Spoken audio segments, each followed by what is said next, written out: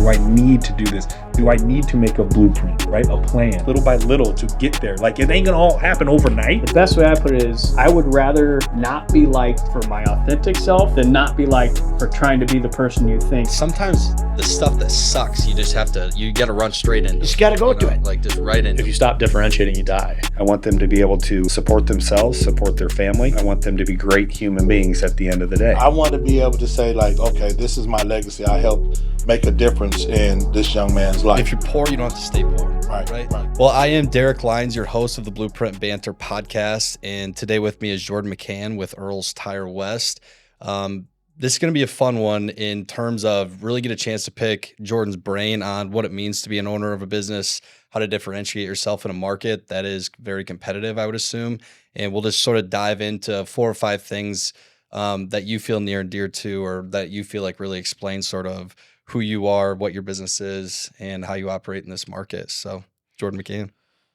I would say first and foremost, the most important thing as a business owner, small business especially, we're not in the tire business. You're not in the home building business. You're in the people business. Right. If you can't deal with people on a day-to-day basis in a way they feel comfortable, I don't care what you sell, you're not going to be successful at it. Yeah. And that's one thing I really hit home on with my guys is, hey guys, let's take care of people.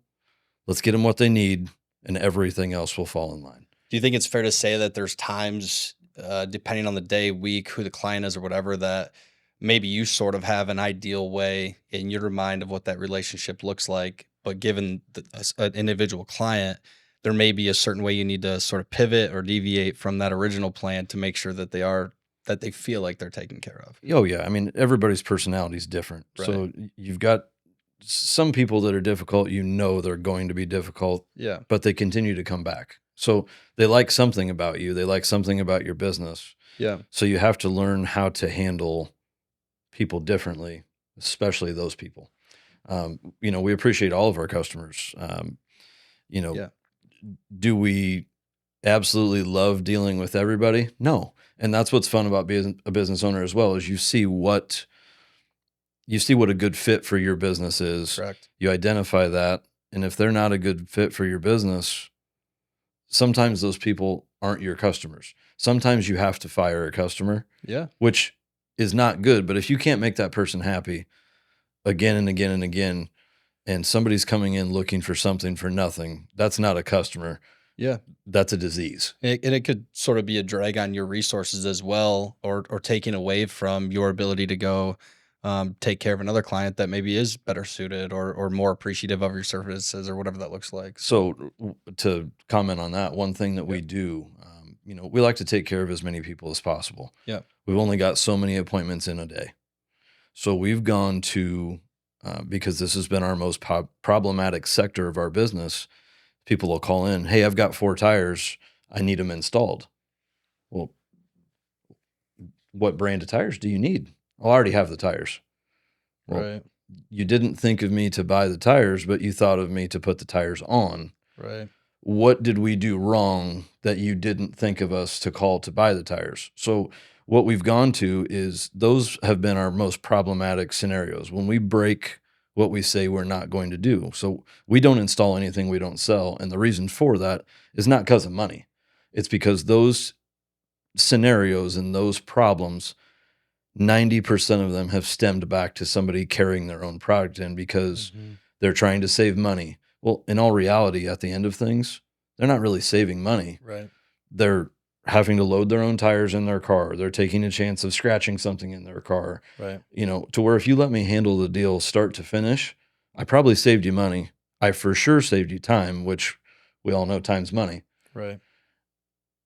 So you go back to, but then that puts you in a position though where you can take ownership of anything going wrong. Then it's like, hey, that's my baby. That's exactly right. Because we delivered that service to you as a package deal, and I feel good standing behind it. I mean, we've even had scenarios where somebody wants to, maybe they feel like they're handy with drywall, and it's like, hey, I want to do that part. I want to do that part of finishing my basement. I want to hang my own drywall, and it's like, maybe they even are adept or their ability to do so is good enough for the job, but then it makes it really tough with if you don't do it on our timeline, or B, if we come back and there's cracks in the drywall and we have to have that conversation with you, and then it's, then it's an awkward scenario. Well, that's from settling. That's Yeah. not from my drywall job. Exactly. Well, is it? How do we know? Right. Yeah. And so that's, to go back to your point, that's our biggest problem with that is how do we know that tire wasn't bad? And it's always the fourth one we put on, right? So we've got all the way through the job,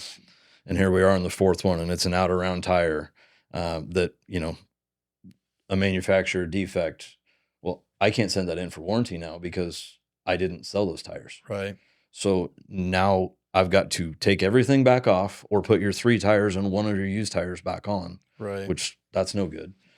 And I'm for sure not getting a happy customer because they've got a problem. Right. And I'm for sure not getting paid for that job. You're sort of in a lose-lose from the get-go. Correct. And I'm the bad guy that didn't supply the product. So it was just easier to say, hey guys, we're not going to take any money from this. We are only going to install what we sell. And a lot of this stuff has worked itself out. Good.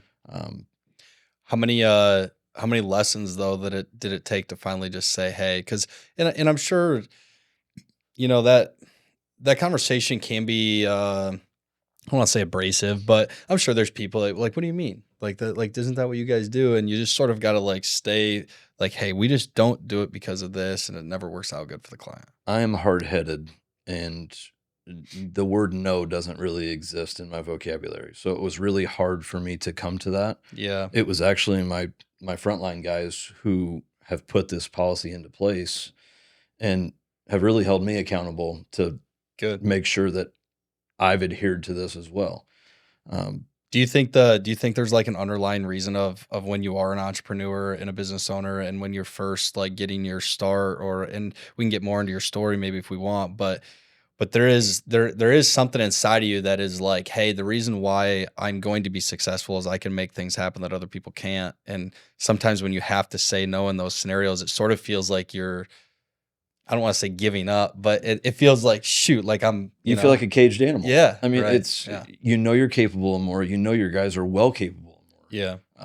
I feel like I've got the best employees in the tire business, period. They've been with me a long time. I trust the decisions they make. They wouldn't work with me if I didn't trust them. And if they want to do something, I'm going to back them. Yeah. I like that. It's not always just a dictatorship. I mean, sometimes it is essentially you're sort of even working for your employees or with them, however you want to phrase it. People phrase it differently all the time. Oh, yeah. But when there is those layers, when there are those layers of accountability that sort of work both ways, I think that's essentially what creates the best harmony in a workplace. So. Oh, yeah. I mean, if they set something and they say, hey, this is the best way we see forward. Right. I've got to back them. Yep. And I've got to follow that as well. You're never, I always tell people that the owner is not the boss. Yeah. That changed during COVID. Yeah. Your employees are your boss. Right. And first and foremost, your customers are even more the boss. Right. Employees have been hard the last few years. And I think any business owner can hit home on that. Yeah. I think as a business owner, you probably put up with more now today than you did 10 years ago, because people who are great at their craft are somewhat irreplaceable. Yeah. There's certain elements. I would love to definitely let's talk a little bit about so tires, obviously, Earls Tire West. What all do you guys do providing services wise? Do you guys, because I see some photos that you guys post that are like, I mean, you turn some vehicles out that look sick. Yeah. So, our main line of business is tires. That's what puts food on the table. Yep. Our wheels are definitely our second biggest piece, but we do a lot of accessories as well. We do a ton of leveling kits. Okay. Which will, bring the nose up on the pickup so it doesn't set nose heavy, and then it sets level. So Stance. Correct. Yeah. So, as far as stance, I don't do the big wide sticking out, looking like a frog coming down the road. Some people like that, but what you do is you turn yourself into a makeshift body shop at that point, and you're having to cut fenders, and you're having to cut wheel well liners, and you're exposing metals that aren't designed to be exposed on trucks, and they're going to rust, and it's hard on front end parts and stuff like that. So I would say we're more of a conservative shop that will make things look great without sacrificing the integrity of your truck. I like that. So we like to sell setups that fit the truck. And some people don't come to us because we won't do the wide stuff. That's okay. There's other shops in town that do a nice job with that stuff. That's just not my line of business or expertise. Yeah. And that's one more thing is you got to be good at what you're great at. Yeah. And knowing what you're great at and perfecting that Yeah. is something that I think separates us from the rest of the competition. Yeah, I like that. So outside of so tires, then wheels being maybe a close second, and obviously go hand in hand too at times, I suppose. And then leveling kits, and then is there any other and obviously exterior work? I mean, you guys aren't going to be doing stuff custom, I assume, sort of inside the vehicle. But is there any other things that you offer? So I own a couple other businesses as well with a few partners. And one of those other ones is Prime Auto Lab. Okay. So we do vinyl wraps, we do paint protection film, we do ceramic coating, and window tint. Very So cool. that's another sector of the business that, Yeah. I can continue to evolve and make sure that look from start to finish is handled by me. Okay. I also own the Drake Garage with a few partners. Okay. We do auto repair over there, engine overhaul. We do brakes, shocks, struts, alignments, small engine repair. Yeah. Anything vehicle related besides body work, I can pretty well take care of. So I mean, I'm gathering early on here in the conversation that you're definitely a man that is, hey, this is what we do. Let's not deviate from that. Let's do it to the best of our abilities. When you operate in a way like that, to me, it's sort of a way to brand to your clients also, or attract a certain client that will stay consistent. And so if you try to be that business that is just like, let's go try to make this person happy and this person happy, and then all of a sudden you get this sort of hodgepodge of clients wanting different things, that maybe you lead yourself down a road where you can't satisfy those needs anymore. So are there certain, did you have a mentor that sort of helped you, develop that mindset? Is it just working with your employees, finding out what you guys are good at and just making sure you stay in those lanes? Or is there any more depth to that part of the conversation? So I started working for Earl in 2003, a week after I graduated high school. And this story is pretty fun. Okay. I bought my first set of wheels from Earl when I was 15 years old. And I really always wanted to be in the car business. I thought I wanted to sell cars and eventually own a car dealership someday. Okay. But I really took a liking to what a set of wheels did for the aesthetics of a vehicle, and kind of turned a hobby into a passion. Well, you and I both know if you're going to be good at what you do, you got to be passionate about it. So fast forward 3 years down the road, I graduate high school. I'm looking at using my graduation money for a bigger set of wheels. Heck yeah. So I'm in talking to Earl. It's on a Saturday. His store on 2nd Avenue was small, but it was always busy. So it was him on the front counter and 2 guys working in the back. And kind of talking to him in between customers. And, I was the kid in the corner that I think he was like, all right, beat it, Yeah. Yeah. And because I was there for a couple hours. And finally he was so busy that lady pulls in with a new red Tahoe. And he's got wheels mounted all over the showroom. This was back before tire pressure monitors. So you could have stuff mounted, balanced, ready to go. Okay. I knew what stuff cost because I'd priced so many different sets for my own stuff. So he's inundated with customers. Lady walks in. I step up and help the lady. And he doesn't see what's going on. And so I price her the wheels and tires. She says, okay, let's do it. So I take her keys and go over to Earl and I say, hey, I sold those Boss wheels in the corner over there to this lady. She wants them put on her Tahoe. I said, can we put them on? And he kind of looks at me and he says, you sold them? I said, yeah. Well, how'd you know what they cost? I said, well, I've priced enough of them. I know what they cost. Yeah. And he goes, you want to hang out for a couple hours? So that's insane. End up selling that set. So at the end of the day, 1:00, he pays me and he goes, you want to come out Monday? So I come back to work Monday, and that's kind of how I got started in the wheel business. Insane. That is insane. So Were you the lady's still a customer of mine today. That's incredible. That's incredibly cool.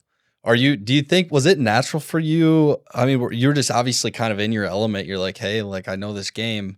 Um, like, have you always been sort of that just kind of like grab the bull by the horns mentality type of guy where you're just like, hey, like, I mean, because there's a lot of kids at that age that wouldn't necessarily have the balls to do that. I mean, I'm very type A personality. Yeah. So I think to run a business, you almost have to have a little bit of A personality. Yeah. Not necessarily run the business, but maybe own it and take the risk. Right. Again, back to being passionate. Yeah. If you have a spark and there's a love for what you do, I don't care what it is, you will be good at it. Yeah. If you follow, Right. follow your heart. Yeah, I agree with that. I think Mike Rowe, and I've mentioned it on the podcast with different people and different like from different perspectives before, but he talked about not always necessarily following your passion in terms of like for you, I feel like it was a match made in heaven where you were passionate about the aesthetics of vehicles with aftermarket rims and tires and sort of that whole thing, and had a passion for like understanding people and running a business, which is incredible, obviously, when those two stars align. But sometimes I think people get to a point in their life where they just need to find something to be passionate about.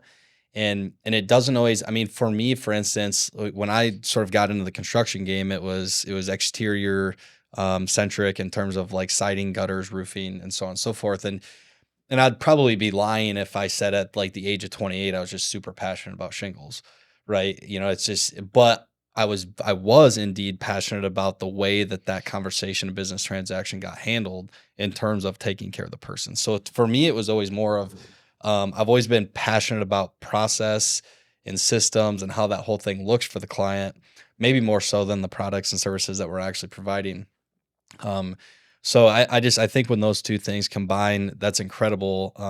But I think you're right. In order to have that spark, like you mentioned, you just have to have passion, period. Yeah. Like you have to have some go.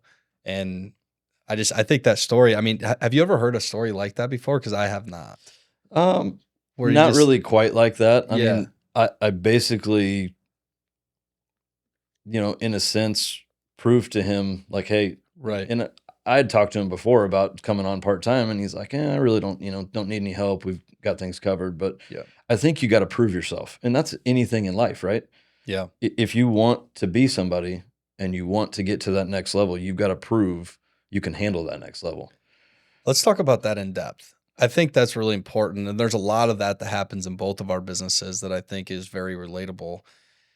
When an employee or a prospective employee, I guess for that matter, even shows up to work, it is incredibly difficult to put a monetary value on their immediate presence in that setting. And so as an employer, you do essentially have to fall on something, obviously, that is more of it's a two-sided negotiation, clearly, of with that prospective employee somewhat having aspirations for what they want to earn, and you setting that on them. So what does that process look like for you when you do get somebody new on board? And are you very like, this is what I expect out of you? Or do you sort of like give them some room to maybe like show me something type of feel? And I don't know if I'm articulating that the way I need to, but my business, fortunately, yeah, I've had my guys a long time, and I kind of operate on the model of pay them what they're worth plus what it would cost you to replace them if you had to. Yeah. So I feel like my guys earn what they make, but I feel like I want to pay them more because I know what they're capable of. I know what they're worth. I know how my business works with them. Yeah. I don't want to find out what it's like without them. Yeah. And that, so that you is, almost pay them so much they can't afford to leave you. Yeah. Yeah. And that's a good point too. Longevity. I think that's the beauty of longevity in any business for both sides is, as an employee, if you stick it out with an employer, then you sort of give yourself that opportunity to earn more and do more within the business.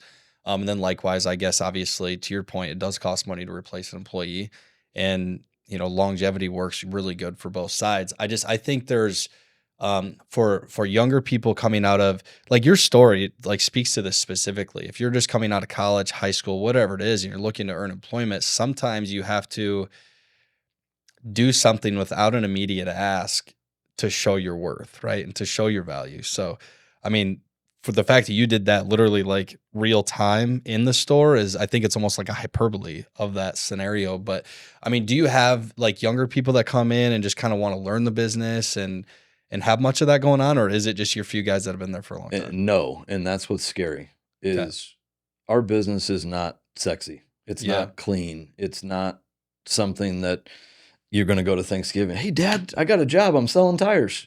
It's not where, your dad's going to look at you. You're doing what? Right. You're selling tires. Yeah. Like, I'm not a doctor. I'm not a lawyer. I'm not a guy that's doing one of those things that everybody, I'm not a professional athlete. I'm not, it's not a sexy job. It's not a status job. However, it is a job that we need. Yeah. And we need plumbers. We need electricians. We need tradesmen. And those jobs are starting to pay more, which I think is attracting people. But the appeal of, I'm a plumber, I'm an electrician, I'm a tire balancer. That appeal, we've gotten so far away from what real life is. Yeah, that's fair. And we've put in these imaginary things in people's minds that you're not successful unless you're X. Yeah, I think there was an element to, even when I was growing up. I mean, I'm 33 years old right now and pretty much grew up, through the 90s, and then graduated, late 2000s. But I think there was an element to, you saw Ted, who, he's married to Mary for 35 years, right? He ran Majeski's is a real gas station in Green, Iowa. And they sold and did tires, and they did a lot of like farm tires, right? Like your radials and stuff. Agricultural stuff, yeah. And they crushed it. It was literally two brothers, Jay and Jack, and they crushed it forever. And they were like, when gas stations completely went away from like coming out and washing your windshield and like filling up your gas, still doing that for like, I can remember doing it, right? And it was an element of, their business wasn't sexy either, but those two guys did extremely well. And their family has done extremely well for a long time. I think maybe their dad started the business. But anyway, my point is, there was an element to, when I was growing up, you looked at them and it was like, hey, like that's a life that maybe I would want to have, right? Because it's like they're earning a really good wage. They were great with people. People in the community respected them, even though it wasn't a status job. And I think what you're getting at is, now maybe it's, you see on Instagram like somebody taking pictures with a flashy car out in LA or whatever, and it's like, oh, that's what I have to do. I want to do that. Yeah. Like, and so I don't know. I mean, maybe this is just a question hypothetically, but do you think it's like a parenting thing, shaping kids' youth? Do you think we as business owners need to do a better job of like marketing to not only our customers, but to potential employees as well?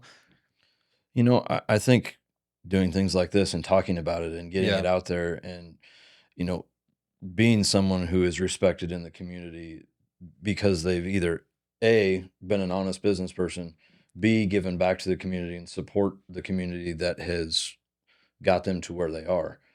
I'm a long ways from where I want to be. Correct. I'm 39 years old, but, I wouldn't do anything differently than I've done now.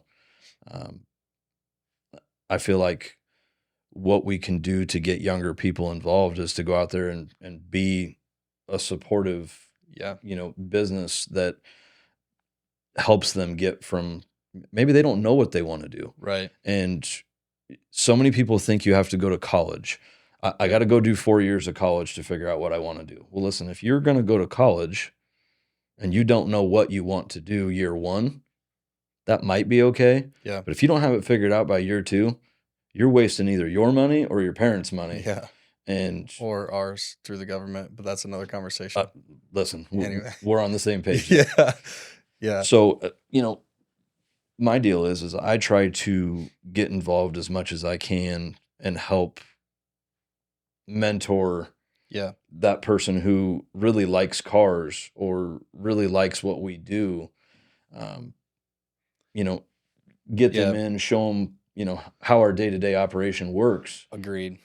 Yeah, talk to them in a way that isn't just take this tire, put on these lug nuts, torque them, and send them out. Like Right. talk them to a way of the overall capacity of it and what that relationship looks like with clients and so on and so forth. I agree. I think you know, there's two levels of marketing in a business, in my opinion, and one of them is you're always marketing to your clients, obviously, and that's one way to look at it. But I think from a branding aspect, and to your point, like being an individual in the community and leader, and however you want to look at it, is you're also always branding to that next potential employee, and I think how you posture yourself as a business person, to your point, being honest, like not being a shithead in the community, is you're also always trying to attract your next potential employee, and just how that looks is super important. So I agree. I Well, mean, your next potential employee could be the guy that buys you out at your retirement. Yeah. I mean, you're always looking for that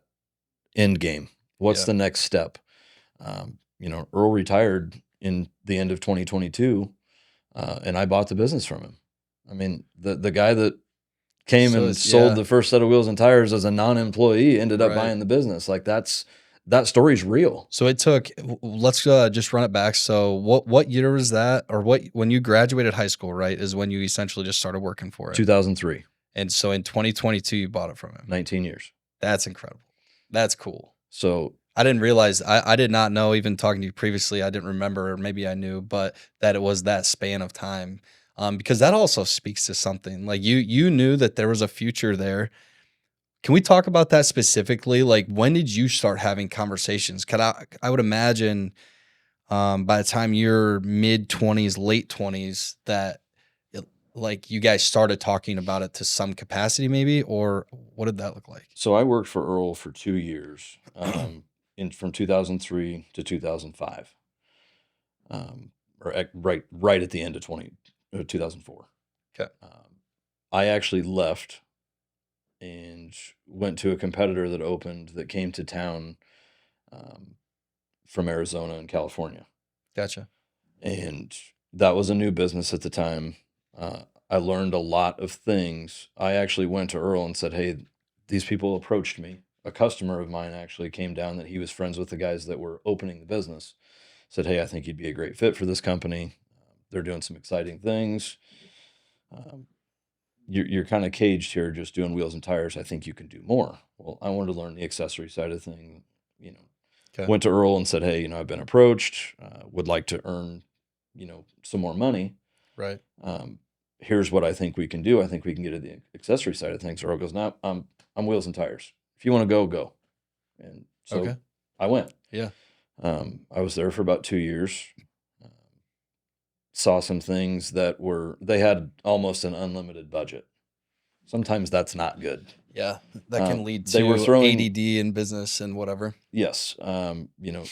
You watch somebody throw good money at a bad problem and you're like, man, this, I'm looking for a future here. I want to keep doing this. Yeah. I don't know that this is my forever home. So I ended up leaving there as well. I learned a lot. The people were great. Yeah. Still friends with them today. But just not where I wanted Just to wasn't see Jordan's- myself going. Right. That business ended up closing. And 2 of the guys from there actually work with me now. Okay. So it was a great networking. Yeah. I learned a lot. I made more money than I did when I left Earl's, Yeah. but I learned a lot of things too. Right. Actually had 2 more pit stops before I landed back at Earl's. Okay. So kind of made full circle. You're young, you're chasing that next thing, but Yeah. you don't know what that next thing is. So you're job hopping. But I think it's okay to go taste some different things and see some different things. And as long as you have the right mentality of, I'm going to try to learn at every stop along the way, then yeah, I think that's obvious. It obviously worked out okay for you, but I think having that look at it is all right to have. I think the lesson here, the biggest lesson to take away from this is never burn a bridge. Right. I always remained acquaintances. Earl and I were friends when we worked together. We were together more than our families, right? Right. So when I went to leave the first time, it wasn't an easy decision. It wasn't an easy conversation, but I felt like I had to do it because of the what ifs. Yeah. What am I going to learn? What am I going to take away? And potentially, what am I going to bring back if I come back? Yeah. And that stuff worked very well for Earl and I later in our partnership. Right. I came back to work for him in 2008 with a lot more knowledge. Yeah. He paid me a lot more money.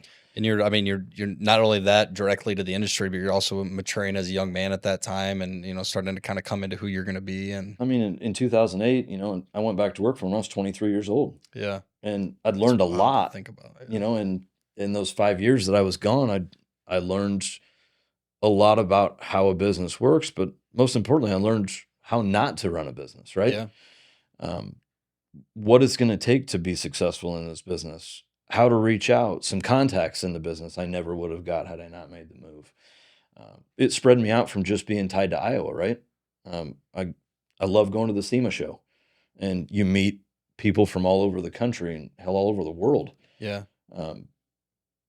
You open doors that you wouldn't normally have opened had you not made the moves. And I call that just being active, like in general. If you're just active and obsessive sort of in your trade and what you're doing, a lot of people make the comment, and I say this all the time, that like, oh, it's a small world. And it's like, no, it's not for everybody. It's actually a very vast, big fucking world that we live in. But if you're active in creating those relationships and seeking them out, then you make it smaller. I mean, right. So I like that approach. You be as big as you want to be, right? Yeah. I mean, if you want to go out and you want to do these things to get to the next level, you want to put the blood, sweat, and tears into it. You want to put the time in. I mean, the time's your biggest investment. Right. And I did the time before I had a family.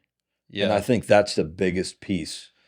If you know what you want to do, you better put your nose to the grindstone and get it done before you have a family. Because once your kid comes, I'm living that whole he deal better right be your now. first priority, right? Right. And I mean, my son's my best friend. Yep. And I know it's hard to have a relationship as a father, son, right, and a friend, but I feel like I've perfected that. Yep. That's awesome. My son is avid basketball player. Well, I loved basketball. He's a stud, I've heard. So it's not so much that he's a stud. He's smiling ear to ear every time he does it. Yeah. Friends of mine that I've been friends with for 20 years are coaching him. That's fun. It's coming full circle. You know? Guys that I met when I was, a teenager. Heck yeah. Are teaching him the game he loves. That's fun to watch to me. Like, I don't miss a basketball game. Yeah, you're right 100%. Because I didn't really dive into business until my late 20s, and Axel was actually on the way at that time, and it's been not easy juggling both for sure. So you do your best. Obviously, you fail at both at times, and you try to just ride the That's life. highs and lows. But yeah, so when you came back to Earls in 2008. At that time, then, you go get some other experience. And I think I want to keep going down this story because I think it's incredibly important. And to your point, not burning bridges, but just how that thing took shape. Because I think there's a ton of people out there that are probably in maybe a similar situation that don't know what the future may hold. But I think this story kind of brings it to light of what it could potentially hold. So you come back in 2008. What's that conversation like at that time? Is it, hey, you're going to be shop foreman or maybe like future owner? What's that look like? So to my biggest point, to not burn a bridge, Earl and I were friends all the way through and did business back and forth. He had some brands we couldn't get. Gotcha. And likewise. So we would trade inventory back and forth when we needed it at a fair price where we could still be profitable. Yeah. So him and I would always talk. We might not talk every day, but we'd talk once a week, once a month, enough to maintain the relationship. And I got burnt out doing what I was doing in a very short amount of time. I actually was in the car business as an accessory coordinator. That was not me. The dealership life wasn't me. I love the car business. I have a lot of car dealership clients. Yeah. But I'm a right now decision maker. I'm not let's have a meeting about a meeting to have a meeting about another meeting to make a decision. That's not me. Yeah, no, that's fair. I want to make a decision, and if it's the wrong decision, I'm going to know it real quick. Yep. I've made some wrong decisions. Sometimes you have to race to either a no or a yes. That's right. And then you move on. Let's figure it out. Yep. Let's go. I agree.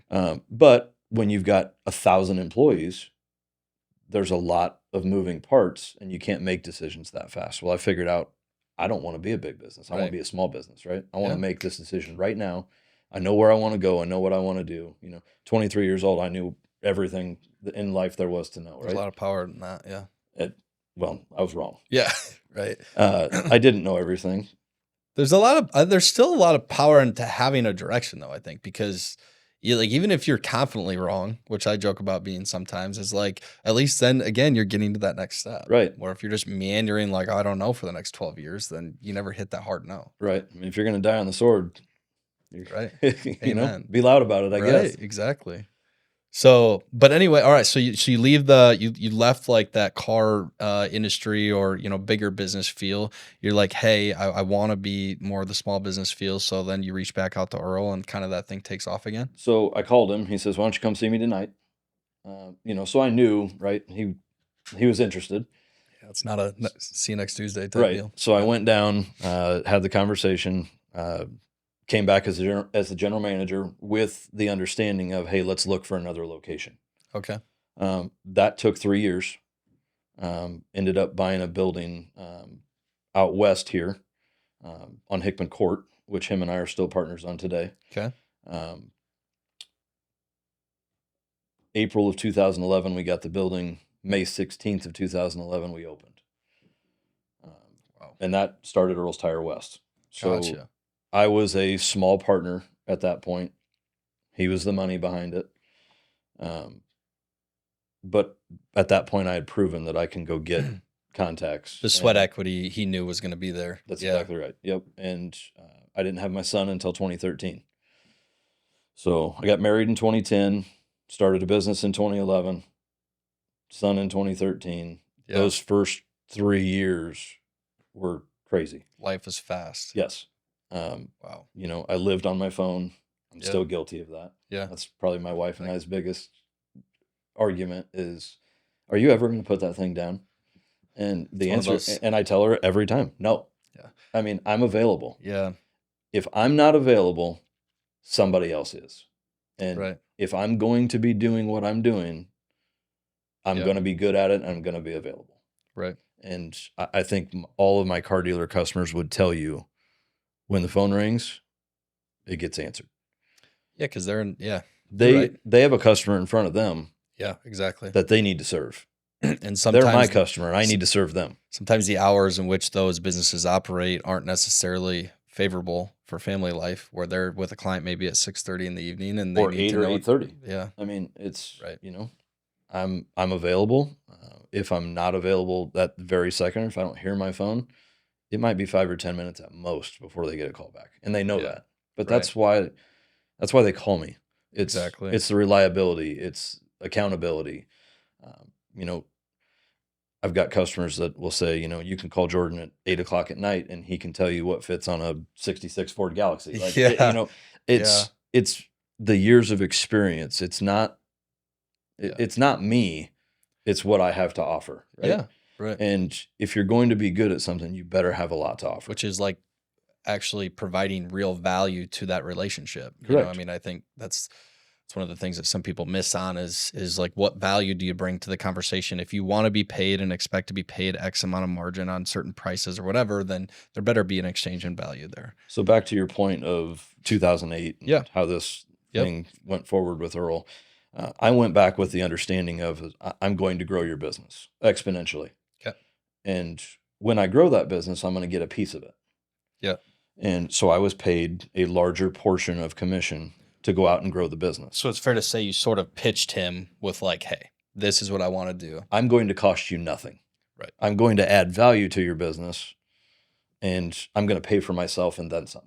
Love that. So I went out and got a lot of car dealership business that he wasn't currently working with.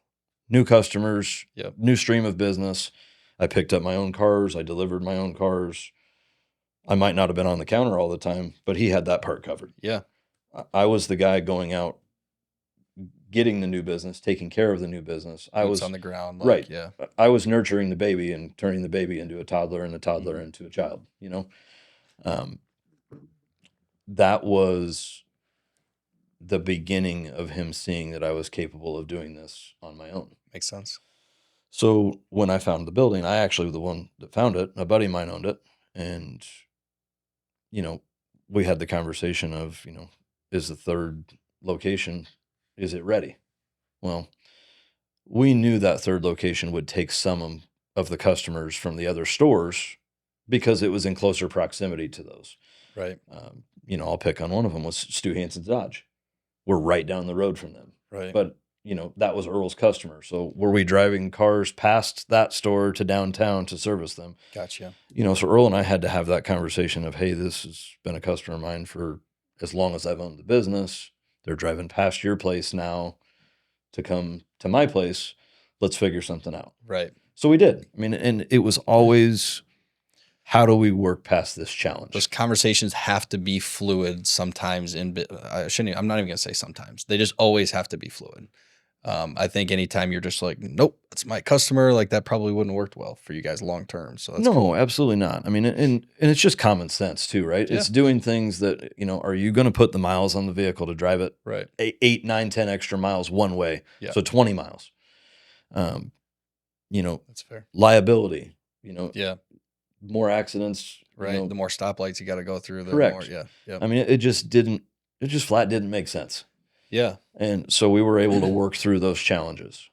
You know, fast forward to 2014. I mean, we took the business from 0 and got our first milestone. I mean, it was something we were both super proud of. Yeah. You know, and hitting that first milestone, now you're chasing that next one, right? Yeah. It sort of just gives you that energy. Not that you didn't have a spark before, but it's like, okay, like when you hit that first one, it's a big Right. deal. For You sure. knew it was standing on its own. You knew it didn't need Yeah. the other 2 stores to take care of it. You know, Right. that was one thing that I told Earl. I said, I will never rely on your 2 stores to take care of this store. That's an extremely important point. I think with multiple locations, I talk a lot about if you add a different service, even that service alone needs to stand on its own leg. Correct. Like you cannot just rob Peter to pay Paul just to offer it, because that's resources on your businesses that you're not using and not making money on. Well, you're really losing money. Correct. So But some you're people- taking money that was profitable to pay for Right. something that's not profitable. Exactly. And that's a business I'm not interested in being in. Correct. If I'm going to get out of bed and I'm going to go to work, I'm going to do it because I love it, Right. but I love to be successful.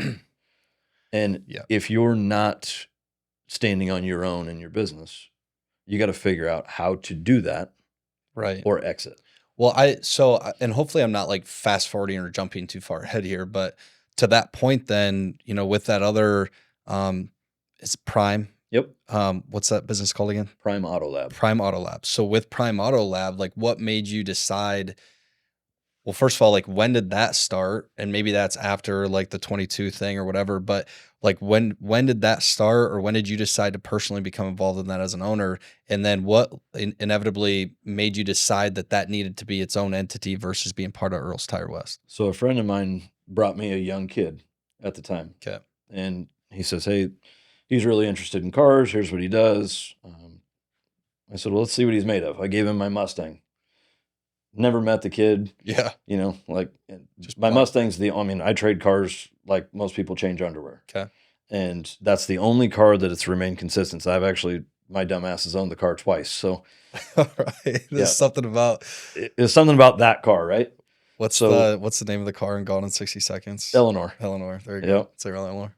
So that's the only car that's not for sale. I've sold it once. I'm not selling it again. And So you put a lot of trust in this kid with, correct. yeah. You know, I took my buddy's word for it that he was good. It turned out better than I expected. Okay. So he paint corrected and ceramic coated the car, and the thing looked like brand new. So I knew the kid had a talent, right? Yeah. And probably one of the most well-spoken, just genuinely nice people I had met in a long time. I mean, young kids are shitheads. Yeah. Yeah. And- I mean, I was kind of a shithead at one point in my life a long time ago too. But how often do you run across a senior in high school or just graduated from high school and is well-spoken, Right. and you can tell he's passionate Yeah. and loves what he does. Yeah. I love How that. often do you see that? It's not very often. Unicorn type stuff, really. So what's a guy like you do when you find somebody like that? Let's go ahead and figure out how to help you be Let's grab a successful hold of them, together. right? Yeah, exactly. So that's how Prime kind of started. So there was 3 of us at the time. My buddy that brought him Yeah. to me, I put him on my payroll. So he was an Earls employee at the time. Yep. Figured out that the corner of my shop that wasn't getting used became too small for this operation. Okay. By that time, another buddy of mine who I'd worked with back in 2006 calls me and he says, "Hey, I'm done with this dealership life. I know how to do paint protection film." I'm like, "Listen, that's not what I do. Yeah. But let's talk."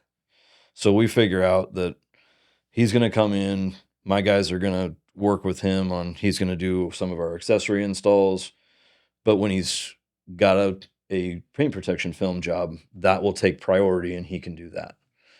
Well, a lot of that business overlaps.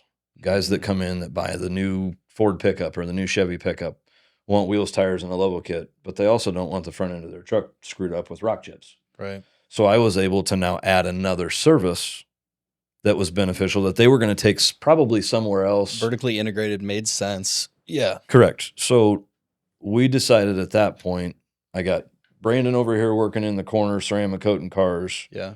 I got Josh over in this part of the shop blocking my alignment rack that's now not able to make money. Mhm. The guys are pissed they can't get something. So I went and bought another building. I took both of these guys. We sat down, had a conversation. This became a partnership.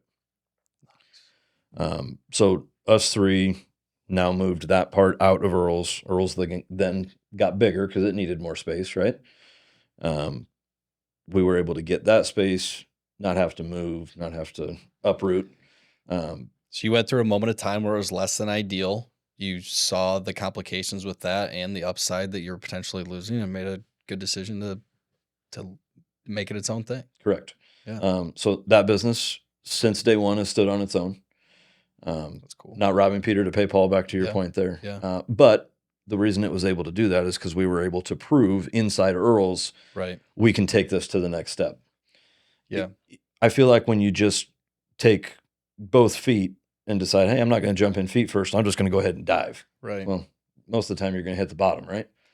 Yeah, exactly. Because you learn. You also, through your experience, I'm just like you were able to have hardships or learning points in there that didn't probably cost you near as much money as they would have otherwise. Correct. So, I mean, listen, as a partnership, we've had our differences on how we want to see things go. yeah.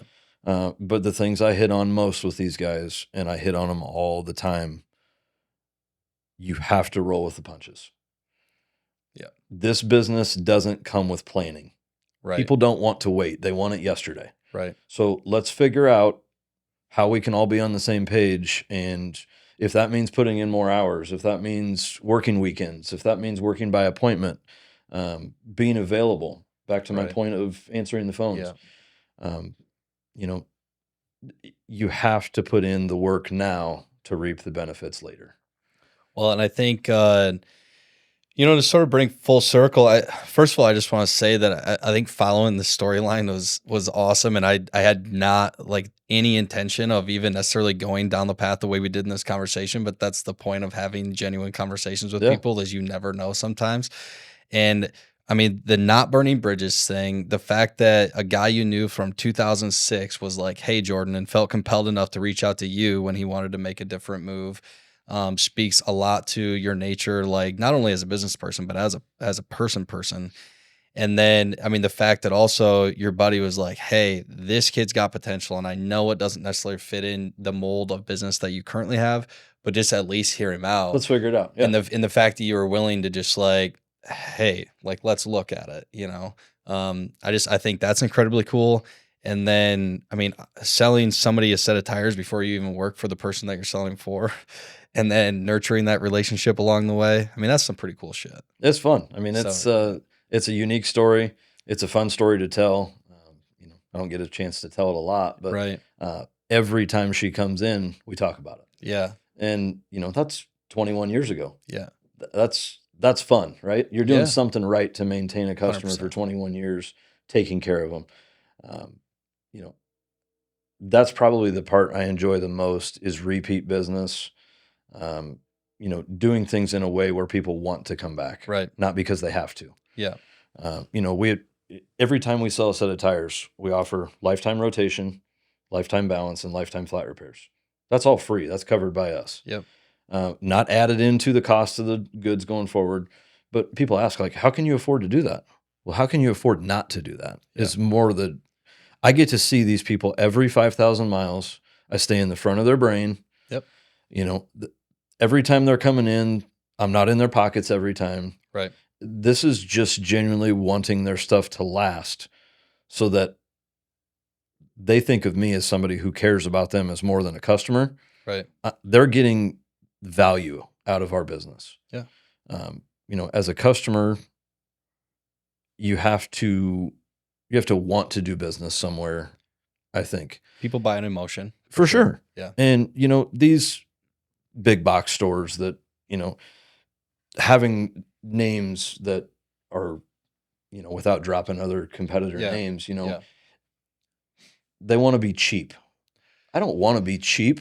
I want to be valuable. Yeah, and I think it's just okay to admit, I mean, in the housing market's no different, that there's just maybe always going to be somewhat of a need for those people out there. It just doesn't have to be you. And that, like, we have our niche place in bringing value, and I hope that that'll always be a thing in business moving forward. You know, one thing I would say is our biggest misconception is those cheap stores market in a way to make you think they're the cheapest. Right. But after they add in all their stuff, Yeah. their valve stem, their balancing fee, their road hazard fee, Right.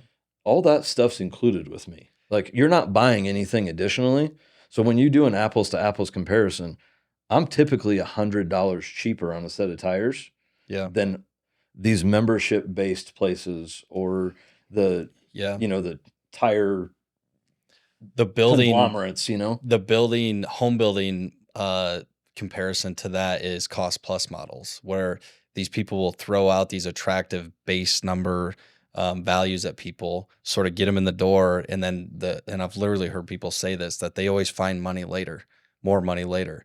And it's like, holy shit, like that's your actual to business approach, is get somebody in at an attractive number that's mediocre, and then throw in the stuff that you already knew they wanted to begin with, but you just didn't market it that way. Well, Get 'em in I've the always door, looked at a but- cost plus scenario like, what's the real invoice number look like, right? Yeah. Like, let's say you take your plumber and Yeah. you say, hey, Joe, bill me for $20,000 on this plumbing job.